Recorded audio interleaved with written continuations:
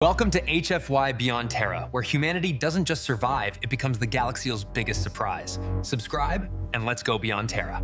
The Palace of Kethrai was built the way anxious monarchs always built palaces. High walls, long sightlines, and enough polished stone to reflect every fearful thought back at you. Queen Surin of the Vale sat on her obsidian dais with her spine straight and her hands folded as if she could fold the entire galaxy into something tidy. The court below her shimmered with silk-mantled nobles and alloy-skinned envoys, each wearing the colors of their worlds like armor. The musicians plucked soft notes that tried very hard to sound like hope. It was the day of petitions. It was also, though no one dared say it aloud, the day of humiliation. At the foot of the dais stood Princess Lyris.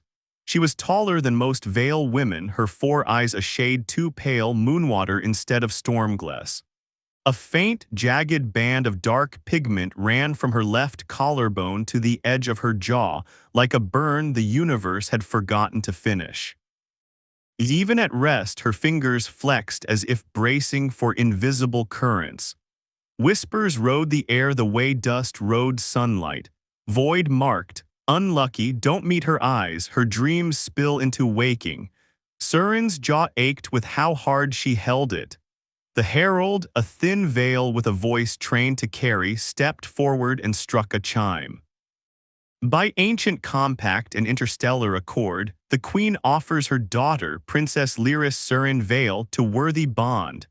A diplomat from the Mouth Consortium leaned toward his aide, murmured, and made a small slicing gesture across his throat. The aide scribbled something and smirked. A warlord from the granite moons of Sor adjusted his medals, then looked away as if the princess were a star about to go supernova. Even the envoys who had come eager, who had requested audience weeks ago, who had sent gifts and poems and vials of rare perfume shifted now. Their eyes slid past Lyris. Their hands tightened on their portfolios. Their smiles became polite, distant, survival-based. The herald cleared his throat and continued, voice bright with forced ceremony. For mutual prosperity, shared heirs, and the blessing of two worlds. Silence answered. No one stepped forward. No one so much as coughed.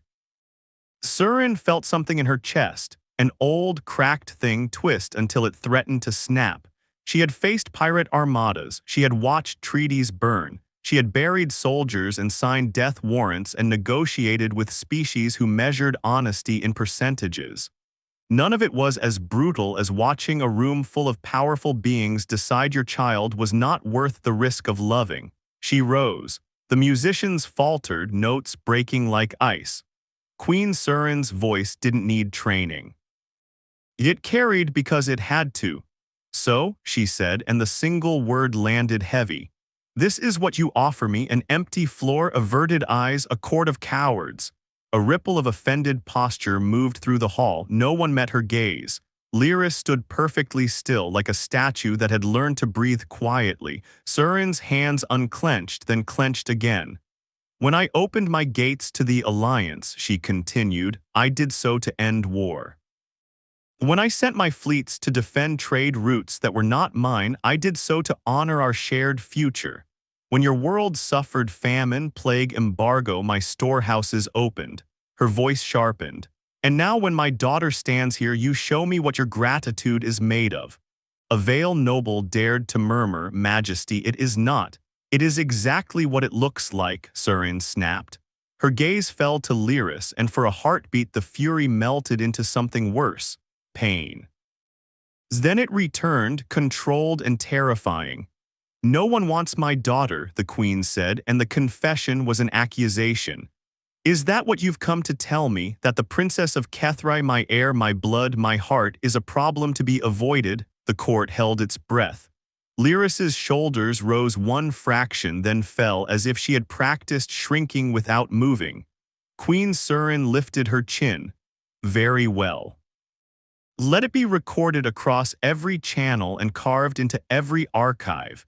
The galaxy is brave when it speaks of honor and small when it stands before it. The herald swallowed, unsure whether to keep announcing or to run. Surin turned to the side to where the Alliance delegation waited, humans mostly, in their simple dark uniforms that made them look like they belonged in doorways rather than thrones. They were new in the stars, humans, loud in their stories, stubborn in their negotiations. Their ships were ugly by Vale standards, boxy, functional, full of redundancies. Their soldiers had a habit of smiling at danger, which unnerved people more than grimness ever did. The human envoy, Ambassador Halden, stood with hands clasped behind his back, expression carefully neutral. Beside him waited a man who did not look like a diplomat. He was taller than most humans, broad-shouldered, with a face that had been reshaped by too many impacts and too few regrets. A thin scar split one eyebrow. His hair was cropped close, the color of iron. His uniform was plain except for a small patch on his shoulder, a stylized mountain over a starfield. His eyes, though, were the thing that held the room. They were not hard exactly, more like steady, as if panic had tried to move in once and been evicted. Queen Surin recognized him, not by name but by rumor, Jonah Reed, former military rescue specialist. The human who, on Ravel Station, had walked into a reactor breach to drag 3 technicians out. The man who had once negotiated with pirates by offering them a better contract and a worse alternative. He wasn't supposed to be here today. He wasn't a prince, an envoy, a titled anything. He was, as the Vale court would say with disdain, only a man. Surin's voice dropped into cold steel. And you humans, you speak so often of choosing with the heart, of standing by those others discard. Will you do nothing but watch? Ambassador Halden opened his mouth, likely to say something safe, something about cultural protocols and slow processes and alliance regulations. Jonah Reed stepped forward instead. The sound of his boots on polished stone was loud in the quiet hall. It sounded like a decision. He stopped at the edge of the petition floor and bowed, not low, not theatrical, but respectful, human style. "My queen," he said, voice roughened by old smoke. "Permission to speak freely." A shock flickered across Surin's face, quickly masked. "Granted." Jonah turned not toward Surin but toward the crowd. He looked at the diplomats, the warlords, the nobles. His gaze slid across them like a searchlight. "I've been in rooms like this," he said. "Different flags, different species, same fear." A mouth envoy scoffed softly. Jonah ignored it. "You're all thinking the same thing," he continued. "That taking the princess is risky, that something about her might spill into your life. That you might lose status or sleep or safety." He nodded once as if conceding a point. "You're right, it probably would." A ripple of murmurs. Surin's fingers tightened on the edge of her dais. Jonah took a breath. "But here's what I don't get. You call yourselves leaders, you run worlds, you sign orders that send other people into danger, and yet you're scared of standing next to a young woman because she's different." He turned then finally toward Lyris. The princess's pale eyes stayed on the floor. Her mouth was a neutral line, practiced and careful. Jonah's voice gentled, not soft but deliberate. "Princess Lyris." Her head lifted a fraction as if pulled by a string. 2 of her 4 eyes met his. The other 2 stayed angled downward, wary. Jonah bowed again. "My name's Jonah Reed. I'm not here to insult your court, but I don't know how else to say this." He looked back up at the queen. "Majesty, you said no one wants your daughter." Surin's throat moved. She didn't answer. Jonah stepped forward one more pace and placed his right fist over his chest, a human gesture of sincerity.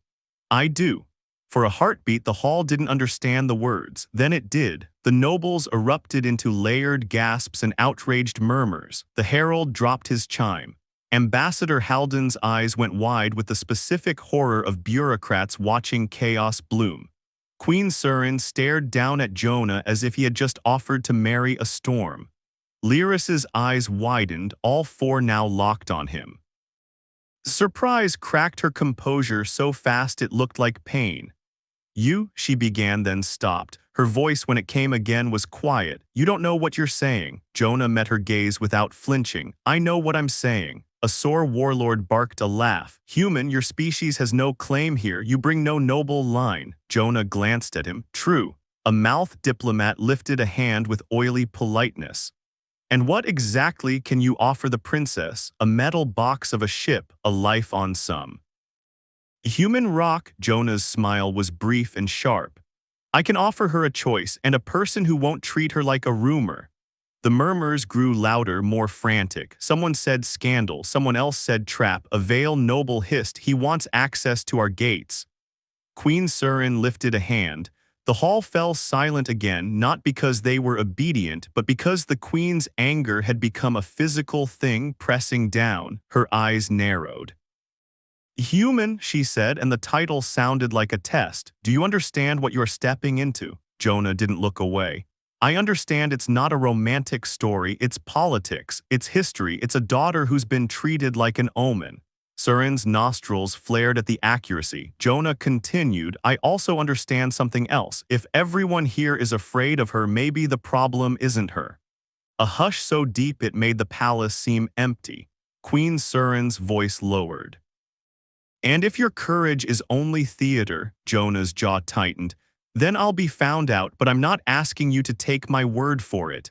He turned and his gaze swept the court again. You all want to hide behind tradition, fine, use it. He nodded at the herald. Isn't there a trial, approving, some ritual where a would-be bond demonstrates worth? The herald stammered, there is the Walk of Echoes. Several nobles stiffened. The walk was ancient, dangerous, meant to test compatibility between a royal veil and an outsider. It was less a ceremony and more an ordeal. Lyris's face went very still.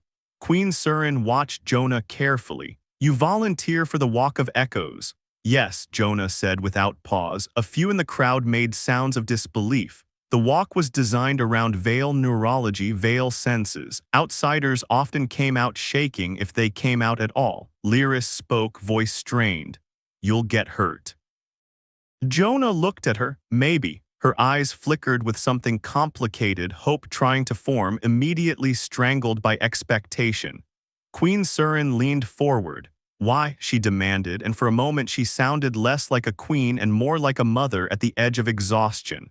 Why would you do this? Jonah's answer came slower. Because I've seen what happens when a room decides someone is unlovable, and I've learned something the hard way. Fear is contagious, but so is courage. He swallowed. And because I don't like bullies. The court did not know what to do with that. There was no diplomatic category for refuses to be scared on principle. Queen Surin sat back, eyes flashing. Very well, she said. Let the walk be prepared. The herald, relieved to have a script again, recovered his chime and struck it once. By decree of Queen Surin, Jonah Reed of humanity shall undergo the Walk of Echoes in petition for bond to Princess Lyris. The hall burst into whispering chaos again, but the decision had been made. Once declared, ancient rites did not bend for gossip. Surin rose from the dais and stepped down, an unusual move that made guards tense. She approached Jonah until they stood a breath apart, close enough that only he could hear her. If you harm her, she whispered, I will not need an army to end you. Jonah's face remained calm. Understood. Surin studied him. If you fail, she added, they will use it as proof that she is cursed. Jonah's eyes flicked just once to Lyris. Then I won't fail. The Walk of Echoes was not held in a hall but beneath the palace in the old tunnels carved before the veil had metal tools when they had shaped stone with song and patience. Torches lined the entrance, their flames blue and steady. The air smelled of minerals and something faintly electric. Lyris stood at the threshold wearing plain ceremonial cloth. No jewels, no crown. Her hands were clasped so tightly her knuckles had gone pale beneath violet skin. Jonah stood beside her, stripped of weapons and devices. Only fabric, skin, breath. You can still refuse, she said, not looking at him. Jonah's mouth twitched. So can you? She gave a humorless exhale. I've been refusing for years. It didn't change anything. Jonah glanced at her band of dark pigment, the void mark that had become her name in other mouths. Tell me what it is, he said quietly. Her eyes tightened. A scar, that's not what they're scared of. Lyris's throat moved. She hesitated, then said the words as if they burned.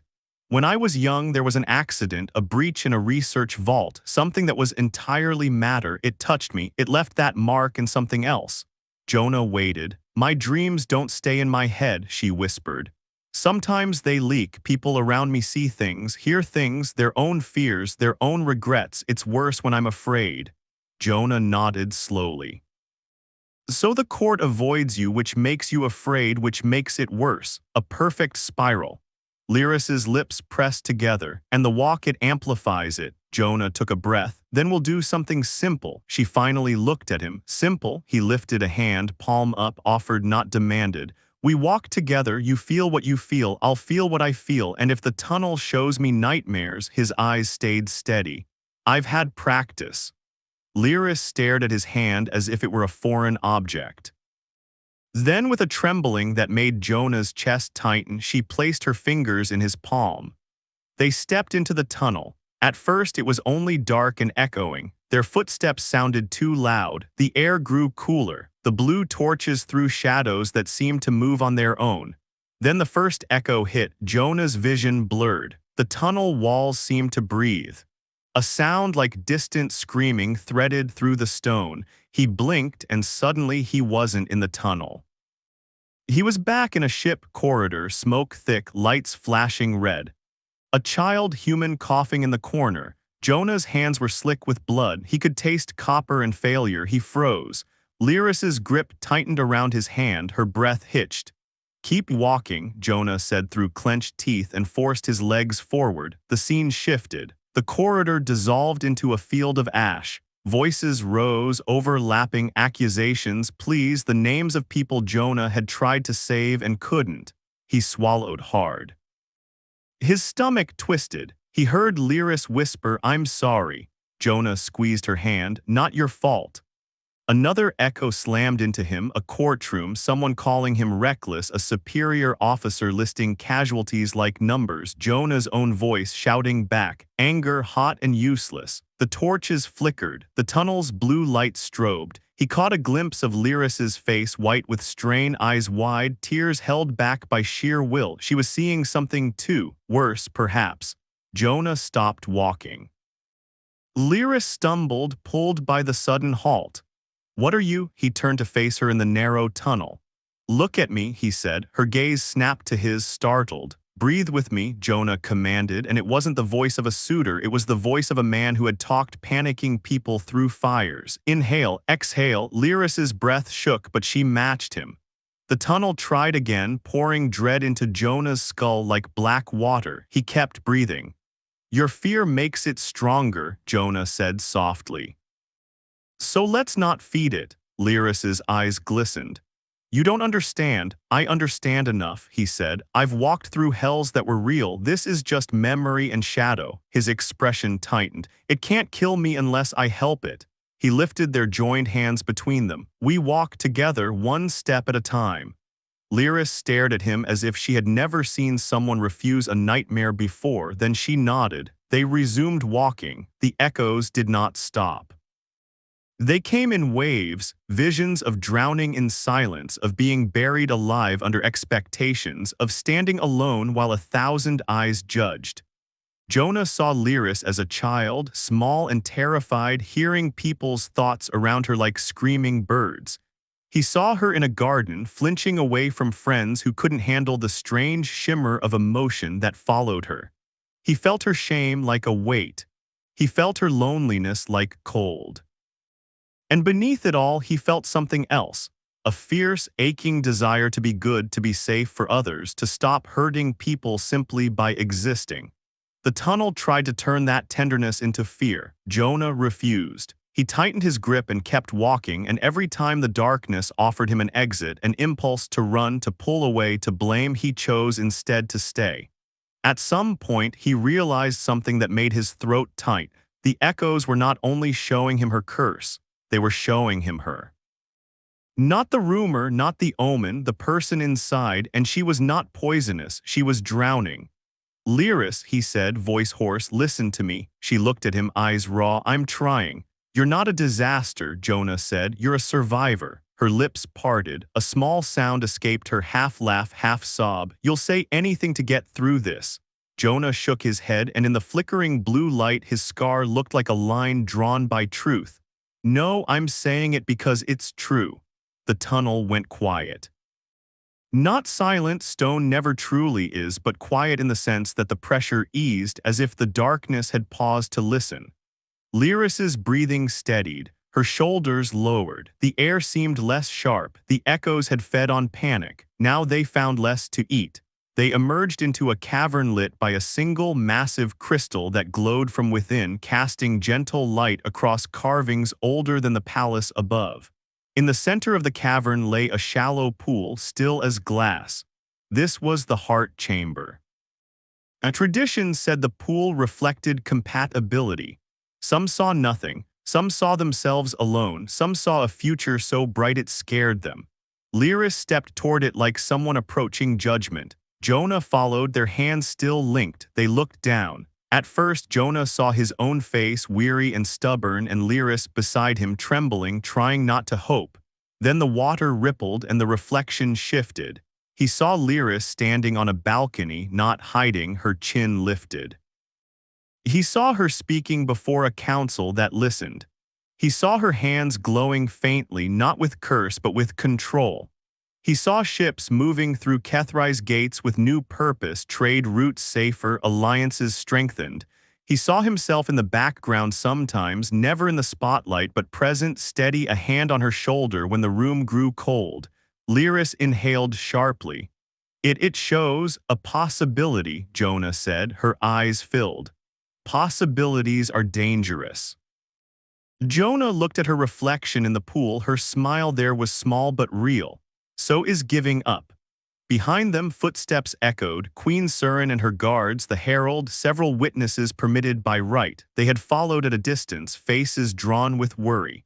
Surin stepped into the cavern and froze when she saw her daughter standing upright, not shaking, not collapsing. Her gaze snapped to Jonah, then to the pool. For a long moment the queen said nothing. Then quietly she asked, "What did you do?" Jonah swallowed, and for the first time since entering the tunnel he felt the aftershock of his own fear. It trembled in his bones. "I didn't do anything special," he said honestly. "I just stayed." Lyris turned to her mother. Her voice was thin but firm. He didn't flinch. Surin's eyes softened in a way the court never saw. She stepped closer, reaching out as if afraid her daughter might vanish if touched. Lyris leaned into her mother's hand like someone relearning what safety felt like. The herald cleared his throat, searching for the correct ancient words. "By witness of the walk and reflection of the heart pool, the petition is accepted," Queen Surin said, and her voice rang with finality. The witnesses murmured, stunned. A guard shifted, uneasy. "Majesty, the court, let the court choke on its own fear," Surin said, and in her tone was a promise. "They will learn." She looked at Jonah again. "You have chosen a difficult path." Jonah nodded. "Yeah." Surin lifted her chin. "And if my daughter's echoes return?" Jonah glanced at Lyris, then back at the queen. "Then we handle them together like we just did." Lyris's hand tightened around his, not in desperation now, but in agreement. Queen Surin exhaled slowly, as if releasing years of rage she had held for the sake of politics. "Very well," she said. "Let it be recorded. The human Jonah Reed has stepped forward when empires stepped back." She turned, already calculating the storms this would cause in the alliance. "Prepare the formal bond talks and send word to every envoy who sat on their hands today." The herald blinked. "What word, Majesty?" Surin's smile was sharp and beautiful and dangerous. "Tell them the queen's daughter is no longer available." Lyris made a small startled sound, half laughter. Jonah's eyebrows lifted. "That's going to make them angry." Surin's eyes flashed. "Good." In the days that followed, the palace buzzed like a disturbed hive. The same envoys who had refused to step forward now requested private audience. They offered gifts, alloys, land rights, entire trade fleets, apologies polished until they gleamed. They called it misunderstanding. They blamed superstition. They tried to pretend their fear had been caution. Queen Surin denied them all. Some threatened political consequences. Surin smiled and reminded them publicly of every favor Kethri had given. She reminded them that gratitude was a kind of currency, and she had decided to stop donating it. Meanwhile, Jonah found himself in a quiet courtyard with Lyris, where wind chimes sang and gardens grew in spirals. He watched her practice, controlling her echoes, small pulses of feeling released deliberately like trained birds returning to hand. Sometimes shadows flickered at the edge of the air. Sometimes a memory laked and made Jonah's chest ache. But Lyris did not crumble anymore. When fear rose, she looked at Jonah and breathed. When Jonah's old ghost scratched at the back of his skull, he told her, and she listened, really listened, not like a princess collecting sympathy, but like a person collecting trust. One evening, as Kethri's twin moons rose, Lyris stood beside him on a balcony overlooking the city. Lights glittered across the spires. Ships moved like slow stars. She rested her forearms on the railing. "You know they'll never let you forget you were only a man," she said. Jonah leaned beside her. "I've been only a man my whole life. It's worked out okay." Lyris's mouth quirked. "You could have chosen someone easier." Jonah looked out at the city, then at her.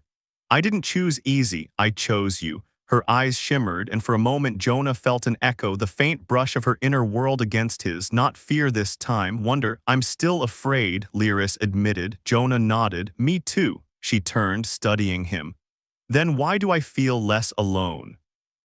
Jonah's hand found hers on the railing, fingers sliding into place like they belonged. "Because you're not," he said. Above them, the wind chimes rang, and their sound carried out over Kethri, over walls built by anxious monarchs, over treaties held together by careful words, over a galaxy that had called itself brave until a young woman stood in front of it. And somewhere in that vastness, courage moved quietly, stubbornly, because one human man had stepped forward when the room had tried to step back.